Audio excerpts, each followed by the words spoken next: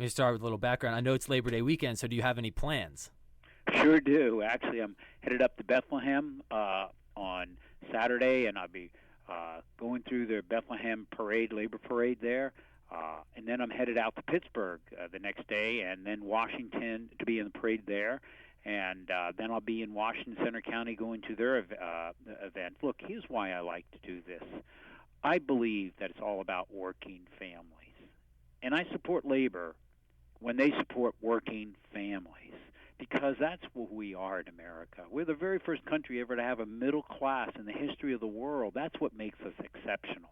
And so that's why I'm going to do these events, is to support working families. Of course, I'll be taking some time with my own daughter. And the evening, Saturday night, we're just going to go out and have a great picnic. I was going to say, I know you have Saturday your family. I was going to say, yeah, besides, everybody else, were you personally going to do anything with your family? Absolutely. I mean, our thing is as everything quiets down, and sometimes it's the heat of the day, in the evening we're going to be sitting down and just enjoying our own picnic. We kind of go out to do one together, just the three of us, my better half, Susan, and my daughter, who is definitely smarter than me, and that's what we're sitting around just enjoying the evening all by ourselves under the stars.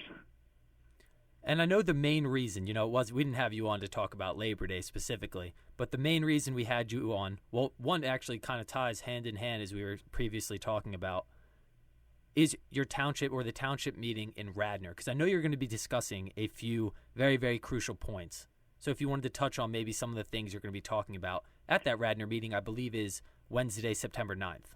That's right. On Wednesday, September 9th, I'll have a public town hall.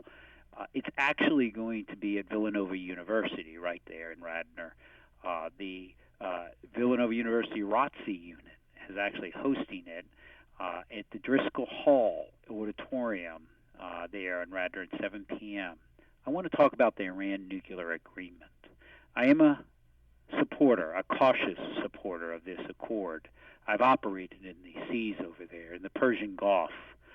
And I, for one, certainly don't trust the Iranians, but I believe that support of this accord is important because it enhances our security and that of Israel's. One example of that, and the most important, Jeff, 30 days from today, Iran could have enough bomb-grade material for a nuclear weapon. This accord, as a minimum, dilutes that fuel, that nuclear fuel, so much that it would take them a year to enrich it again before it could be used in a nuclear weapon. And they take the centrifuges that spin them up to be the uranium to be enriched and put it in storage. And if anybody knows anything about centrifuges, they decay in storage. That alone enhances our security for over a year, perhaps 15, the length of the life of this agreement. That's why I support it as a minimum. Why Radnor? Well, I felt that I wanted to do it in the southeast, and I'm planning on doing one also in the other corner of the state. But I thought it was important because, one, I wanted to do it where I thought it would be an attractive place to come in the evening at a university, a comfortable setting. And second, when the ROTC offered to host it, I liked that idea because of the second reason I want to bring out of why this accord should be supported. If this agreement is not brought about, and this is why having those young men and women who are about to go in the military present, is we need to understand that the military option is there on the table to stop their nuclear pursuit of a weapon, that of Iran. But if we do strike, the breadth of our strike will be wide. The depth will be very deep. It will take us weeks, if not months, to take down their nuclear facilities. And at most, in the studies I've done with other retired generals and admirals, we could stop the pursuit of the nuclear weapon for at most 4 years before they've sprung back to where they were. That strike will have to be conducted by our carrier battle groups outside the Persian Gulf because we cannot find the submarines of the Iranian Navy. They're midget submarines. And we can't find them with the U.S. sonar, which reverberates in shallow Persian Gulf water. And once we leave the Gulf, thousands of mines will be strewed in the Straits of Hormuz by the fishing vessels, believe it or not, of the Iranian Revolutionary Guard. They'll lay them down, and one-fifth of the world's oil supply will be stopped from flowing through the Straits of Hormuz. We'll have to strike hundreds of missiles that can rain down on Israel or our troops in the United Arab Emirates or Bahrain. And then we'll also have to strike down the surface-to-air missile systems before our planes could egress all the way in to strike the facilities. That's why I told you that as I began this, the strikes will be very wide in scope and deep in depth. It will take us time. Can we do it? You bet you. But before we do that, why not give this accord a chance to work? I think it's important, therefore, to have this event somewhere where those who are going to serve in the military are represented, because it is part of the cost of whenever a diplomacy fails. And doing some research on this topic, something that I really hadn't done too much research on before, knowing that you were going to come on, Admiral, and talk about it a little bit, I was looking up, we were speaking, and I found an article on Philly.com, or on Philly.com, that was posted about 5 or 6 weeks ago, and a really interesting quote stood out from you personally in this article, where you said, "For once we have an agreement signed by the Iranians that limits Iran's ability to research and develop nuclear weapons, reduces its nuclear stockpile by 98%, and mandates changes to its nuclear facilities." That is a very interesting quote that really that stuck out to me specifically in that article, and I really think that it hits home and kind of allows people with I guess less knowledge on the issue about exactly what's going on. Absolutely. I mean, this actually stalls the Iranians from their research into the future. And it actually says, take that whole uranium stockpile you have and let's kind of dilute it down and get rid of so much of it.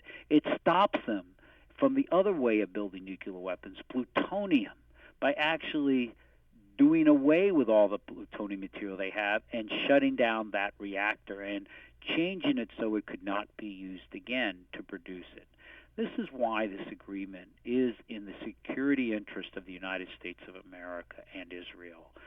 I honestly believe that Iran can be so observed day to day with the inspection regime that we will have, that will be able to have up to 150 people going directly onto their land to any facility that we suspect or know might have or have had in the past that we know of nuclear capable